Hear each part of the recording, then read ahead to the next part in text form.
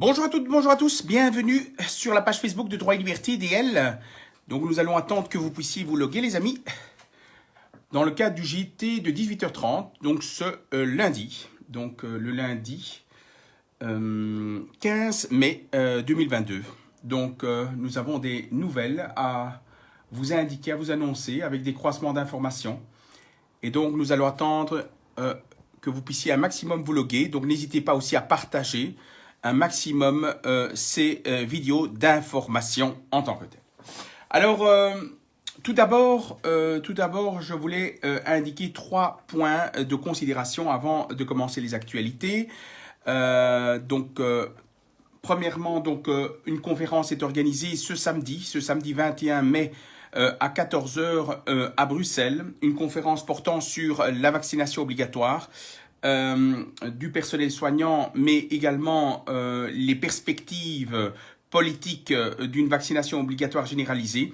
Nous allons aborder dans cette conférence non seulement les dernières discussions parlementaires en Belgique sur la vaccination obligatoire, les dernières discussions ainsi que les derniers textes qui ont été discutés aussi au sein du Parlement, les positions politiques prises dans le cadre du projet qui a été déposé par Van den Broek et également qu'est-ce qui risque de se passer, disons, dans un moyen proche.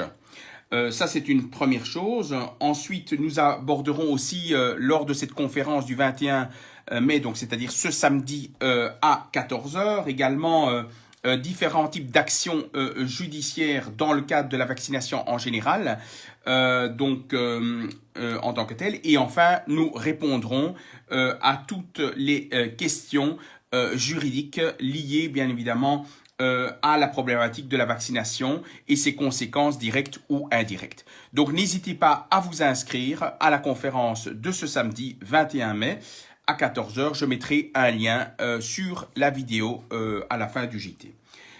Deuxième point important aussi, donc vous savez que nous organisons maintenant des activités pour permettre à tout un chacun de disposer d'une autonomie dans le cadre de la vie de tous les jours, une autonomie à tous les niveaux, une autonomie et une indépendance. Il est important d'être ou de tendre vers son indépendance à tous les niveaux, que ce soit dans le secteur des soins de santé, que ce soit dans le secteur juridique, dans le secteur de l'alimentation et autres. Donc, nous allons bien évidemment, par exemple, nous avons mis en place notamment des conférences en aromathérapie, justement pour permettre à tout un chacun de pouvoir se soigner et de tendre en fait vers une prise en charge personnelle dans le cadre bien évidemment des soins que l'on pourrait avoir dans la vie de tous les jours. Donc c'était important, donc n'hésitez pas, je mettrai aussi un lien. La première conférence sur l'aromathérapie est prévue donc le 18 juin entre 10h et 13h et de 14h à 17h. Vraiment, ce sont des formations spécialisées en aromathérapie et donc un lien sera indiqué sur cette vidéo. Alors pour le reste, sachez aussi, c'est que pour toutes celles et ceux qui regardent cette vidéo et qui désirent donc faire connaître ces services, donc à tout le moins donner donc des conférences spécialisées, disons, dans certaines matières, n'hésitez pas à nous écrire. Donc, il y aura un formulaire que l'on va mettre en place à partir de demain, donc un formulaire que vous pouvez remplir et afin de pouvoir présenter vos services lors de certaines conférences. Donc, si vous voulez organiser des conférences, en tout cas, vous voulez donner des conférences sur des thématiques spécifiques spécialisées dans votre matière, n'hésitez pas à nous écrire. Alors, nous allons commencer les actualités. Les actualités, certaines sont chaudes, d'autres plus froides que d'autres. Mais en tout cas, je constate qu'effectivement, il y a pas mal de choses à dire. Alors, je vais d'abord parler, disons, de l'Eurovision. Vous savez que l'Eurovision, finalement, a été remportée par l'Ukraine, visiblement. l'Ukraine a gagné l'Eurovision 2022. Mais lorsque nous regardons un peu plus près, l'Ukraine a, en tout cas les participants, donc les participants à ce concours de l'Eurovision, donc les participants ont violé bien évidemment les règles de participation à l'Eurovision. En effet, il faut savoir que une des dispositions du règlement, et notamment l'article 2.7 du règlement, prévoit effectivement que les candidats ne peuvent pas prendre des positions politiques lorsqu'ils participent au concours de l'Eurovision. Or, à la fin de la prestation du chanteur du groupe ukrainien, ceux-ci ont appelé l'Europe à venir en aide au pays ukrainien. Et donc, ils ont indiqué, je cite, « S'il vous plaît, aidez l'Ukraine et Mariupol, aidez Azovstal. » Alors, suite à cela, bien évidemment, cette prise de position, qui est une prise de position politique, cette prise de position a été fortement critiquée. Et pourquoi? Parce qu'elle viole le règlement interne de l'Eurovision. Et donc, sur cette base-là, normalement, l'Ukraine aurait dû être sanctionnée et écartée du concours. Il se fait que, visiblement, les organisateurs du concours ont considéré que cette prise de position était de nature non pas politique, mais humanitaire. Et donc, par conséquent, ils pouvaient valablement parler ainsi. Alors, moi, je trouve que c'est un foutage de gueule, parce que les règles s'appliquent pour tout le monde. C'est comme quand vous jouez aux échecs, certains peuvent tricher, d'autres pas. Je trouve pas ça normal. Je trouve soit on respecte les règles, soit personne ne peut les respecter. Alors ils ont, par cet acte de prise de position politique, ils ont utilisé en fait la propagande de guerre qui a été fortement médiatisée en Europe, justement pour pouvoir récolter un maximum de voix, tout simplement. Et donc il ne faut pas s'étonner que, évidemment, ils se sont raflés un maximum de votes par des téléspectateurs ignorants qui regardent souvent la télévision. D'ailleurs, l'Eurovision, ça se passe à la télévision, et qui vote, ce sont ceux qui regardent la TV. Or, quid de tous ceux qui ne regardent pas la TV et qui sont plutôt très éveillés et très conscients de la situation? Ceux qui ne regardent pas la TV ne votent pas. Hein. Donc, finalement, encore une fois, visiblement, la politique à l'international bafoue encore une fois des règles préétablies, et tout ça pour nous mener en bateau dans un jeu dangereux, c'est-à-dire un jeu où l'économie va s'effondrer à cause d'un acteur qui joue bien son jeu. Alors, suite à cette victoire de l'Eurovision, le président Zelensky tenait à prendre position. Alors, moi, j'ai sa photo devant. Je trouve qu'elle est vraiment une photo. Il faut que je vous la montre, hein, parce que c'est plus fort que moi. Hein, donc, je vais vous la montrer. Alors, ici, attendez un instant. Clic. Voilà, la photo de Zelensky. Regardez vraiment une image d'un acteur qui joue bien son jeu, je trouve. Je trouve que c'est top qualité, comme on dit, top qualité. Vous avez vu? Donc il met sa main vraiment au niveau de sa poitrine et dit ceci. Voilà, donc Zelensky réagit à la victoire, à cette victoire ukrainienne à l'Eurovision, et dit ceci, je cite, « Notre musique conquiert l'Europe. » Vous vous rendez compte? Donc, comme si en réalité, voilà, il dit ceci, « Notre courage impressionne le monde, notre musique conquiert l'Europe. » Ça, c'est les propos de Zelensky. Eh bien, je trouve que c'est un acteur qui peut, je trouve que quand il parle, il peut manipuler les gens qui regardent souvent la télévision, je trouve. Voilà, je trouve que c'est un... Je pose la question, les belles têtes, montrant ainsi, voilà, une vraie manipulation.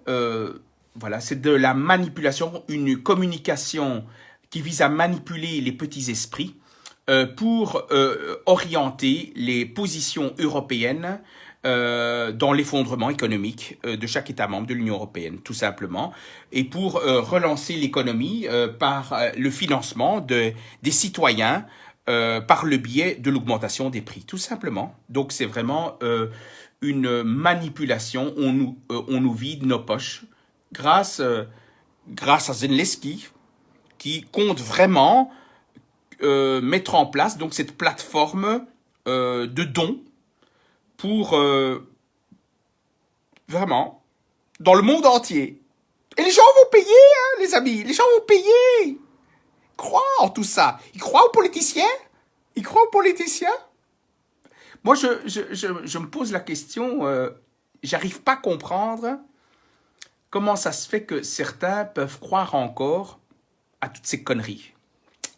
Comment ça se fait que certains peuvent encore croire à des médias qui nous racontent ce qu'on veut nous raconter. Moi, je comprends pas. Je comprends pas. Alors, autre actualité, les amis.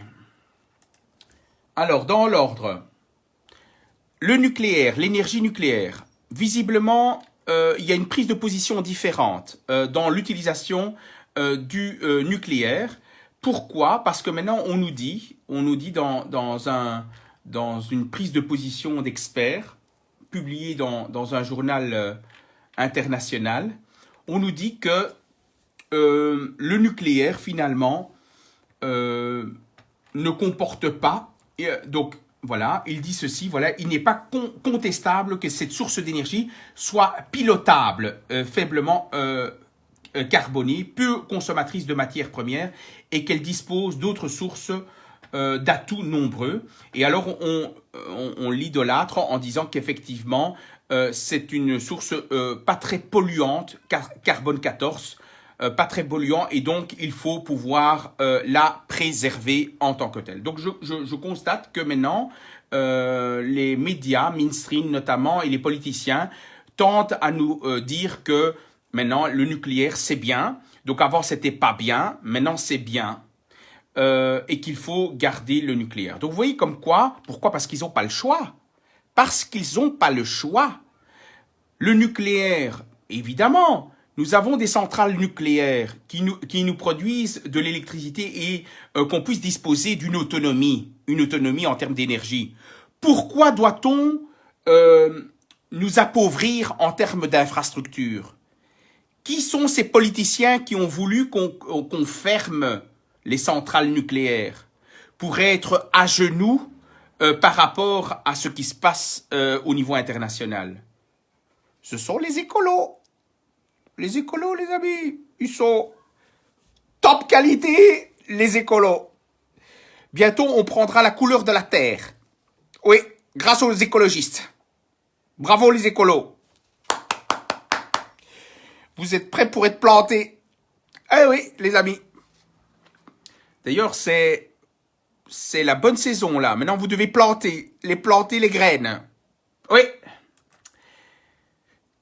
Aïe, aïe, aïe, aïe. Alors, la Norvège. Vous savez que la Norvège est un pays qui a toujours favorisé la voiture électrique. Il faut savoir qu'elle a mis en place des avantages fiscaux, notamment, pour favoriser l'utilisation des véhicules électriques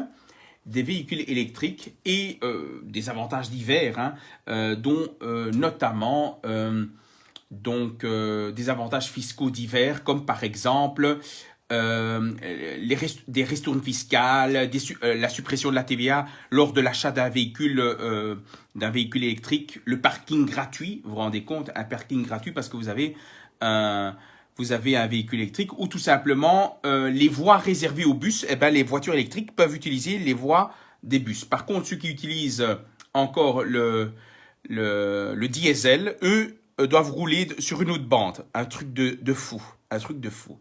Alors, il faut savoir que la Norvège se rend compte de son grand succès. Beaucoup de gens, donc près de 80% des citoyens norvégiens, utilisent la voiture électrique.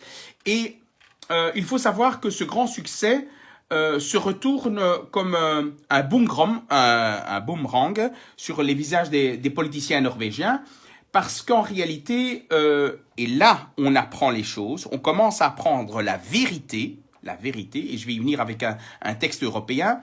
Le but, l'intention du gouvernement, ce n'était pas de faire en sorte à diminuer la pollution dans le pays, mais c'était pas l'intention directe en réalité, mais c'était plutôt de faire en sorte à ce qu'on abandonne progressivement le transport en véhicule dans une optique que les gens puissent se déplacer à pied ou à vélo.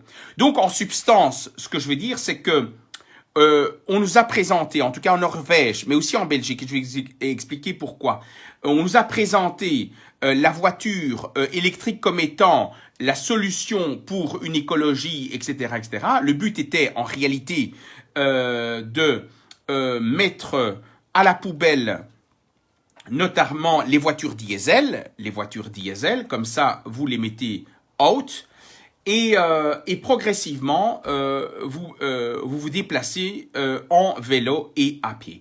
Et en réalité en Belgique c'est exactement la même chose. D'ailleurs ce qu'on nous a caché, je vais vous le prendre ici, tout beau, tout chaud. Alors ici, un instant, parce que j'ai tellement d'actualités devant moi que ça flambe.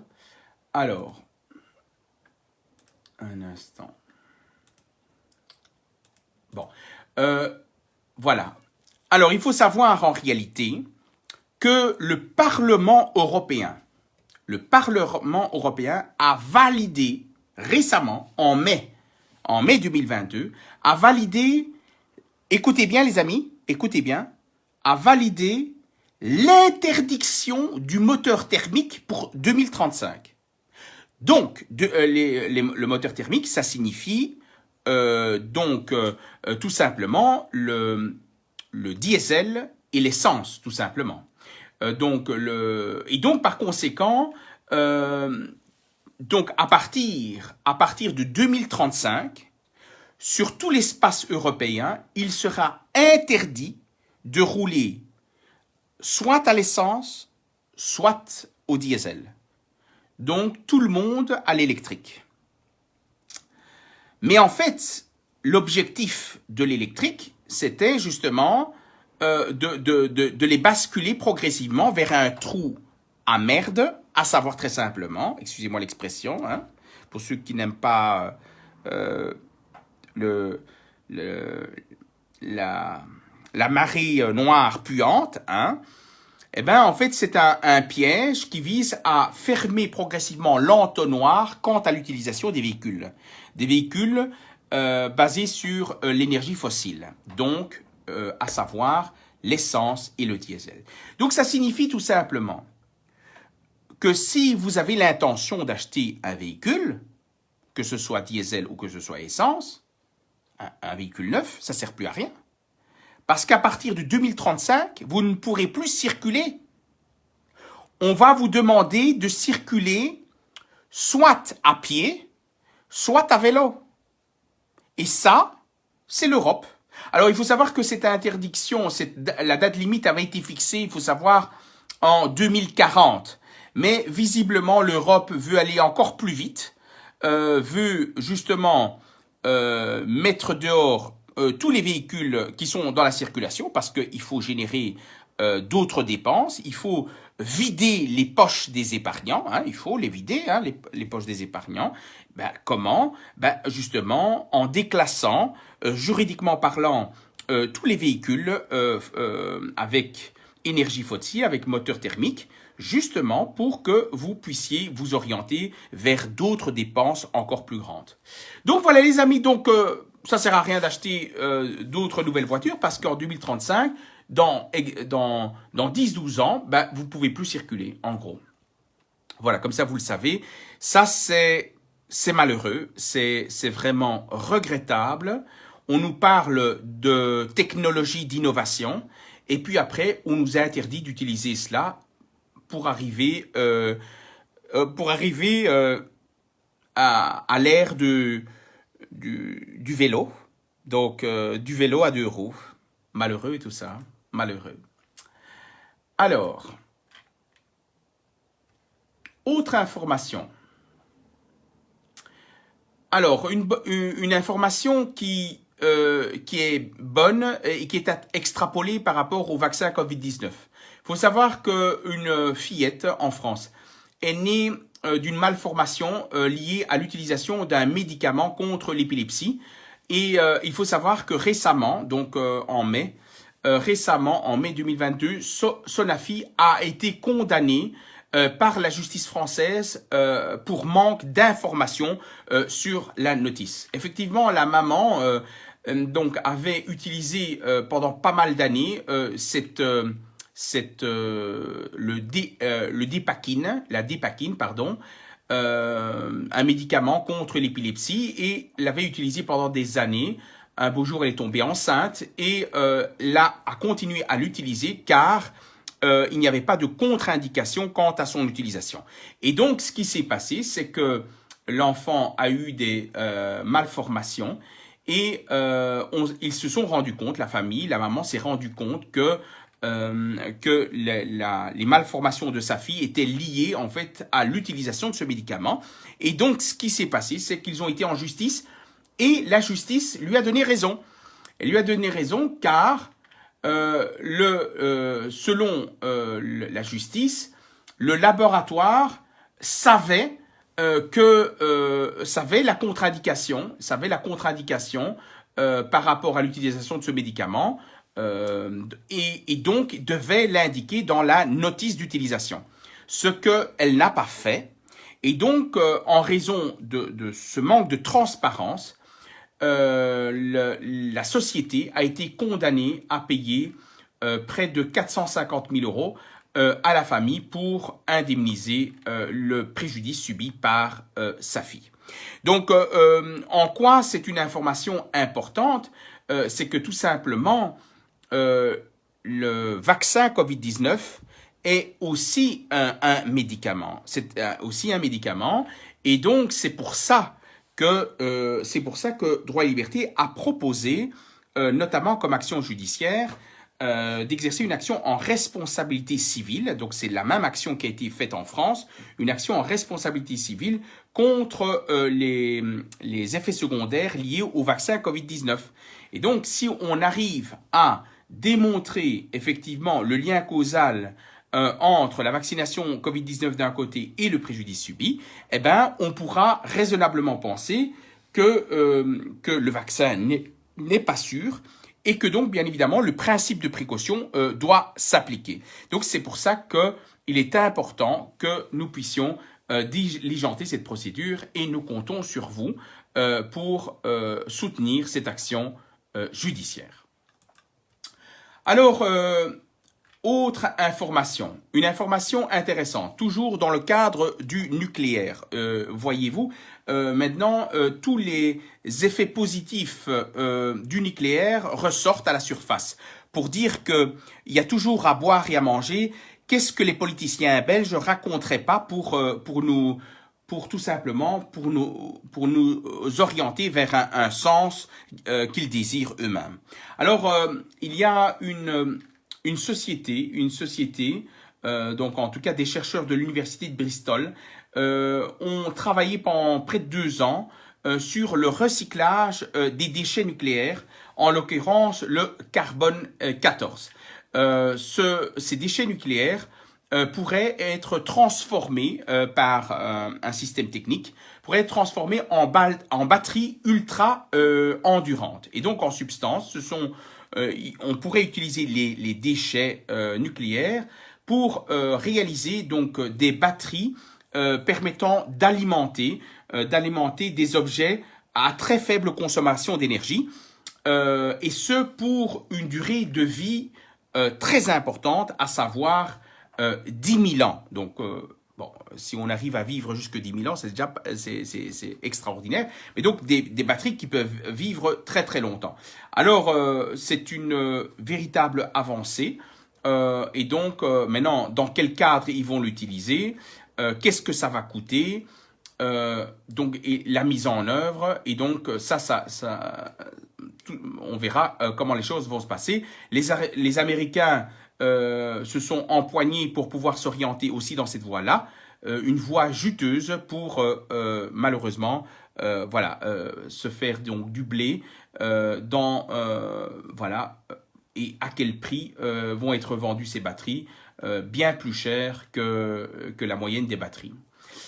Alors, autre information, les amis, autre information,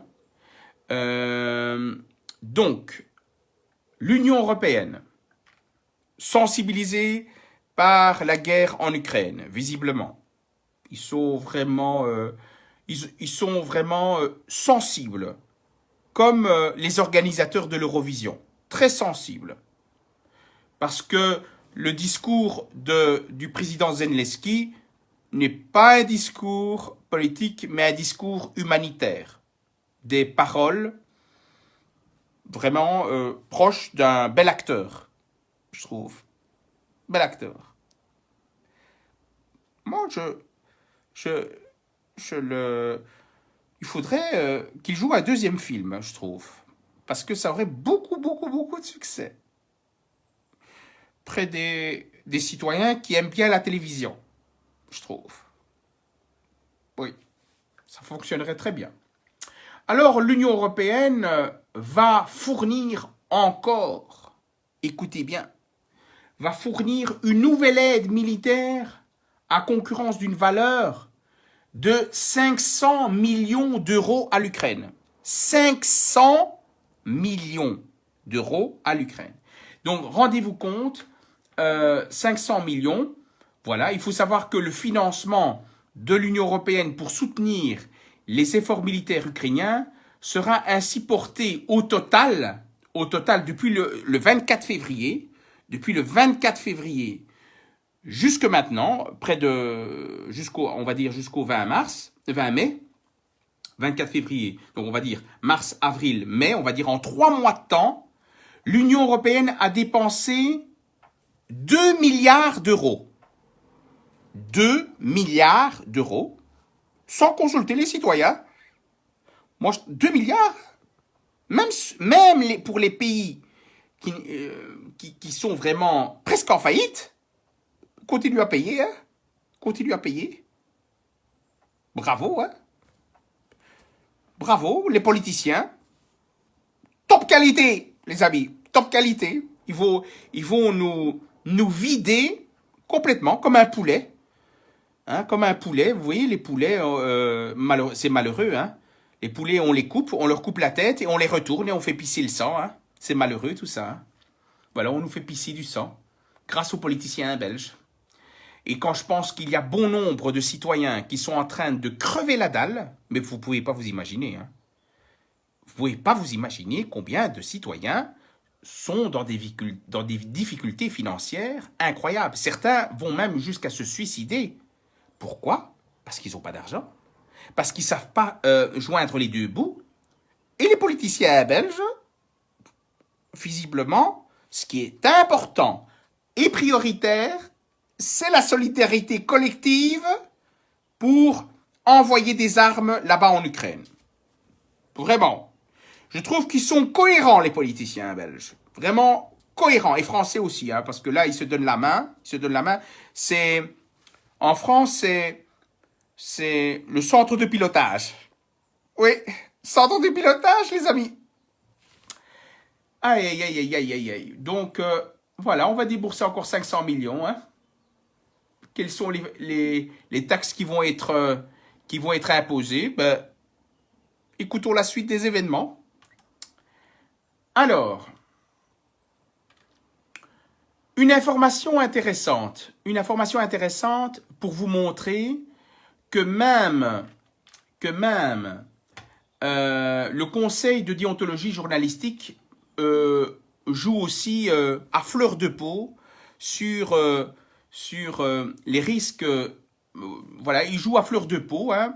Voilà, ils essaient de bien jouer leur jeu dans le cas des informations diffusées par certains journalistes. Il faut savoir que une plainte a été déposée au Conseil de déontologie journalistique, qui est un organe qui contrôle si un journaliste fait bien son job en réalité, en termes de qualité journalistique. Une plainte a été déposée en septembre 2020 à l'encontre d'un médecin en fait qui est pro-vaccin Covid-19, pro-vaccin Covid-19, parce qu'il a participé à une émission télévisée, de télévision, hein, belge. Hein. C'est pour ça que faut faire attention quand vous regardez la télévision, les amis. Hein. On risque de vous dire que ce sont des prunes, alors que ce sont des poires. Donc, il y a un médecin qui est pro-vax, vaccin Covid-19, qui a pris la parole alors qu'il y avait des conflits d'intérêts avec le producteur de vaccins, un producteur de vaccins, donc c'est-à-dire parce que ce médecin était expérimentateur clinique pour GSK et que GSK, bien évidemment, travaille avec l'élaboration du vaccin Covid-19 en tant que tel. Alors, le Conseil de déontologie journalistique a été saisi par cette plainte. Et que nous dit ce Conseil? Il nous dit en substance, pour pas vous tenir de trop par rapport à ça, il nous dit que le médecin, en gros, que le médecin ne devait pas dire ses liens, le conflit d'intérêts qu'il pouvait avoir avec le producteur de vaccins, parce que tout simplement sa position était une position pro-vax et donc ce n'était pas nécessaire d'indiquer qu'il avait un conflit d'intérêts avec le producteur de vaccins. Vous vous rendez compte le raisonnement très faible du conseil disciplinaire journalistique. Vous vous rendez compte? Il disait tout simplement qu'à partir du moment où donc il dit ceci, je lis, hein, je cite.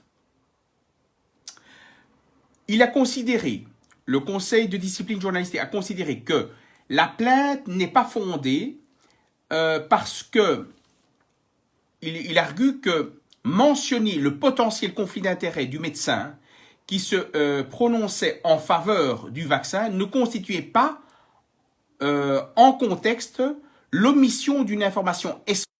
On nous coupe là.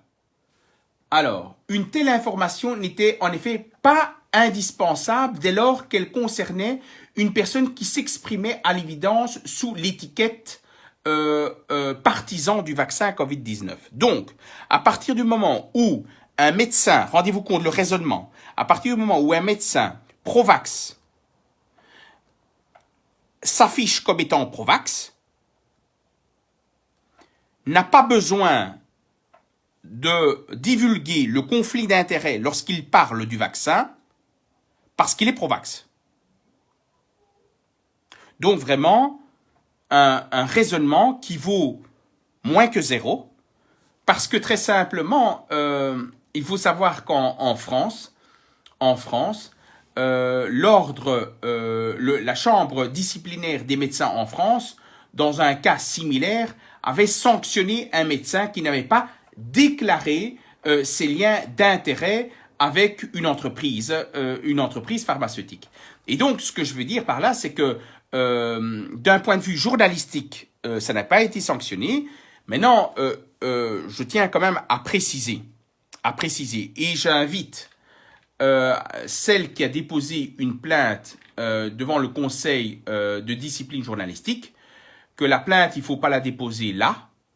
Il faut la déposer tout simplement devant le conseil, devant l'ordre des médecins dont il dépend, parce qu'il y aura plus de chances de défendre ce point de vue au regard des règles de déontologie médicale que au regard, bien évidemment, du code de déontologie journalistique, parce que très simplement, j'ai été amené à à les saisir. Et bien évidemment, il n'y a rien de bon qui sort du conseil de déontologie journalistique. Il n'y a rien de bon. Tout est permis, les amis. Visiblement, hein, visiblement, tout est permis. Alors, donc voilà, donc ça c'est malheureux. Hein. En tout cas, dans quelques cas qui ont été analysés dans la prise de position du Conseil de déontologie journalistique, il n'y a rien de bon. En tout cas, par rapport aux analyses que nous avons pu faire sur certains cas. Mais donc, ce que je veux dire, c'est que la personne aura plus de chances de déposer une plainte devant le Conseil de l'ordre, même si vous savez que l'ordre des médecins est visiblement pro-vax, Covid-19. Ben oui. Rappelez-vous, l'ordre des médecins avait, l'ordre national des médecins avait diffusé, disons, une décision, donc une réglementation à portée nationale, comme quoi il invitait tous les médecins à favoriser la vaccination Covid-19.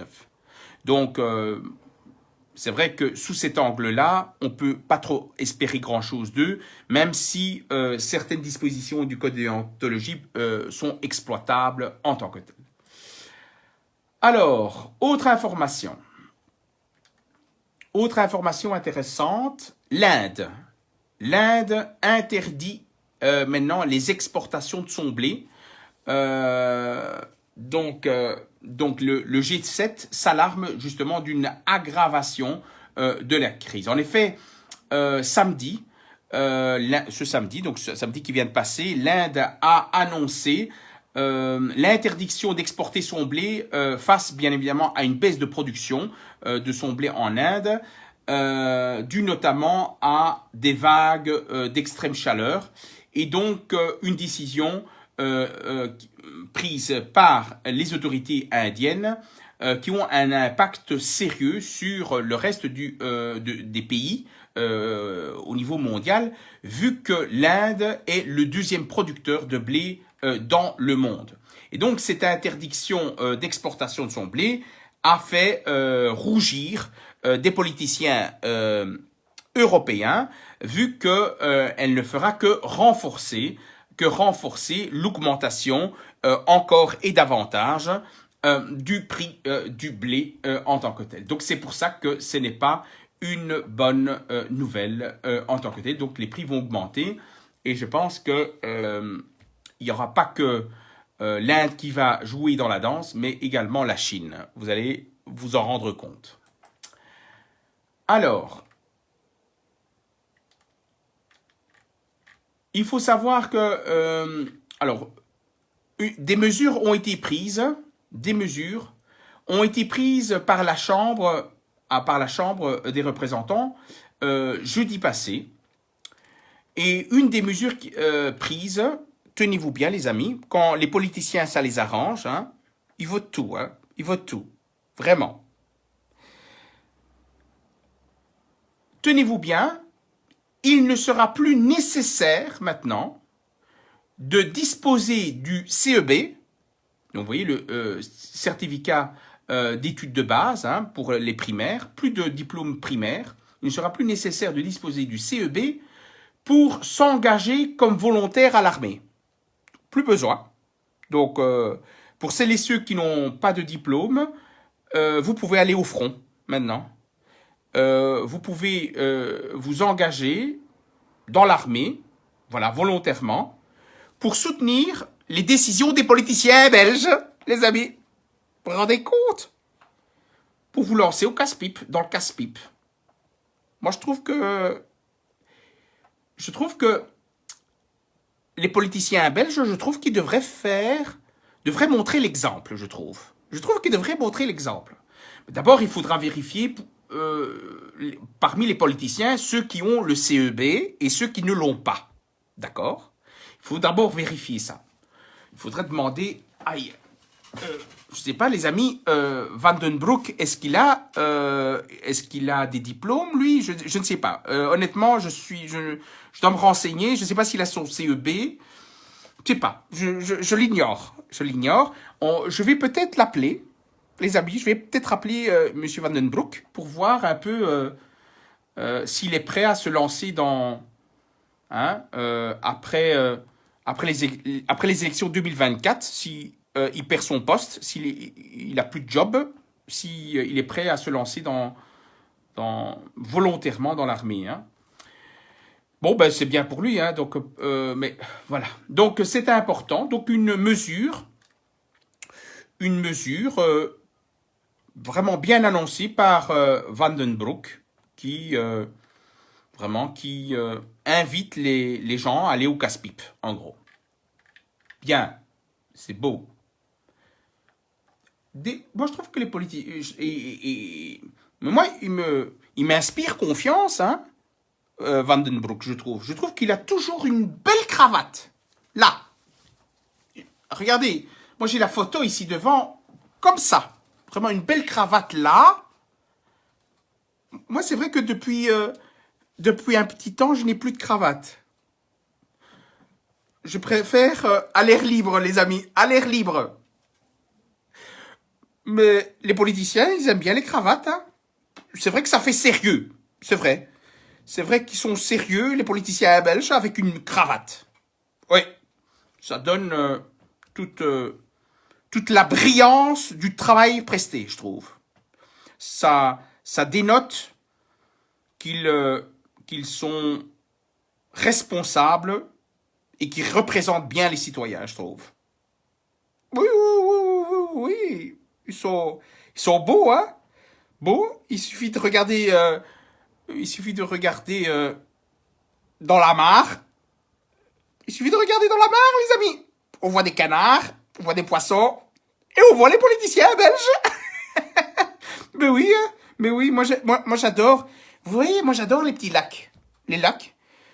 Un jour, j'ai croisé un politicien. J'ai failli le confondre avec un canard. Mais bon, le canard, il est beau, hein. Mais croyez-moi, il faudrait le... Malheureux, ça. Malheureux. Malheureux, les amis. Mais donc, voilà. Entre parenthèses, bon, je fais pas le JT,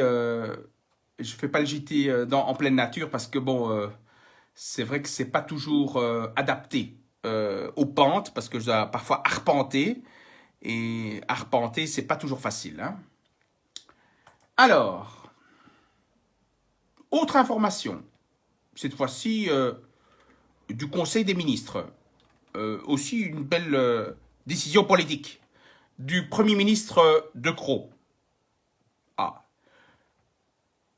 Le Conseil des ministres a approuvé vendredi, donc vendredi passé, plusieurs mesures dans le cadre du plan Retour au travail pour les malades de longue durée. Donc pour ceux qui sont malades depuis très longtemps, c'est-à-dire ça vise à peu près 1,5 million de personnes, on va les mettre au travail. Et le Conseil des ministres a approuvé vendredi cette mesure. Ça s'appelle Retour au travail. Vous vous rendez compte? Vous vous rendez compte? Donc on ne tient même pas compte. Voilà. Donc alors comment ça va se passer? Dès que vous avez 10 semaines d'inactivité, le travailleur aura 2 semaines pour remplir un formulaire. Pour préciser effectivement les facteurs qui l'empêchent de se retrouver au travail. Et si il n'obtempère pas, de remplir ce formulaire, il sera convoqué par un médecin conseil et ce médecin conseil, après examen, pourrait effectivement le remettre, le cas échéant, au travail. En cas d'absence, des sanctions financières à la clé seront portées à l'égard de ces travailleurs malades en tant que tels. Alors, le but, par ailleurs, il faut savoir aussi, c'est que il n'y a pas que les malades qui seront sanctionnés. Vous vous rendez compte? Maintenant, on veut sanctionner les malades. Donc, ceux qui veulent bosser, c'est-à-dire tout le secteur hospitalier qui veut bosser, eh ben, ils seront foutus dehors parce qu'ils ne se font pas vacciner contre la Covid-19. Et les malades, on va leur demander de travailler, peut-être, qui sait, de faire des actes médicaux. Vous vous rendez compte? on va les remettre au travail. Donc, on perd des médecins et des infirmiers d'un côté, et on va forcer les malades à reprendre le travail en tant que tel. Eh bien, ça, c'est une décision. Et tout ça, pourquoi? Attends que... Voilà, on nous a coupé, les amis. Vous voyez? Comme quoi, on nous coupe, hein? On nous coupe parce que, visiblement, les politiciens, ils m'aiment bien. Hein. Ils m'aiment bien, les politiciens. C'est pour ça qu'on me coupe. Parce que je pense à eux, je parle de eux. Hein. Je parle de leur belle qualité de travail, la qualité top qualité, et on me coupe. Parce que, visiblement, ils aiment pas quand je parle d'eux. Alors, les amis, autre information. Donc, comme je vous ai dit, on va mettre les malades au travail d'après le Conseil des ministres, le CDV et compagnie, toute la ribambelle, hein, PS, MR, CDH, Écolo et tout le pataclan. Par contre, vous savez qu'il y a actuellement 80% d'organisations de santé qui sont en pénurie critique de personnel. En pénurie critique de personnel. Effectivement, un sondage a été établi sur 73 établissements qui regroupent près de 10 000 travailleurs dans le secteur des soins de santé. Eh bien, figurez-vous, alors qu'il y a 80% d'organisations de santé qui sont en pénurie critique de personnel, on veut foutre dehors, on veut licencier le personnel de santé qui ne se fait pas vacciner contre la Covid-19. Mais parfois je me pose la question si certains politiciens belges ont le CEB ou pas. C'est incroyable. Parfois je me pose la question si il y a quelque chose qui tourne bien dans leur tête. Parce que c'est quand même incroyable. Incroyable qu'ils maintiennent leur position en tant que telle. Alors, voilà, bah écoutez, les amis, je pense que je vous ai tout dit. En tout cas, toutes les infos d'aujourd'hui, je vérifie. Donc, vous voyez comme quoi on est manipulé. Vraiment, c'est une vraie manipulation foireuse. Et il faut vraiment s'accrocher, les amis. Donc voilà. Donc, tout simplement, je vais mettre le lien, les amis, le lien de droit et liberté. N'hésitez pas à vous inscrire à la conférence de ce samedi 21 mai à 14 h, également les activités d'aromathérapie donc à partir du 18 juin. Donc je mettrai le lien également sur la vidéo. Et alors pour toutes celles et ceux qui veulent faire connaître leur service en tant que tel, eh ben, voilà les amis, pourtant je n'ai rien dit sur les politiciens belges et on nous coupe. Donc alors pour une dernière chose, pour toutes celles et ceux qui veulent faire connaître effectivement leur service dans le domaine médical, dans le domaine culinaire, dans le domaine du chant, si vous avez un nouveau CD ou une chanson, si vous êtes artiste, si vous faites des tableaux, des sculptures, eh ben, n'hésitez pas à nous écrire. Nous ferons un plaisir de les diffuser et de vous faire connaître par les différentes voies que nous disposons. Voilà les amis, on est là pour vous, on est là pour la résistance, on est là pour dénoncer voilà la qualité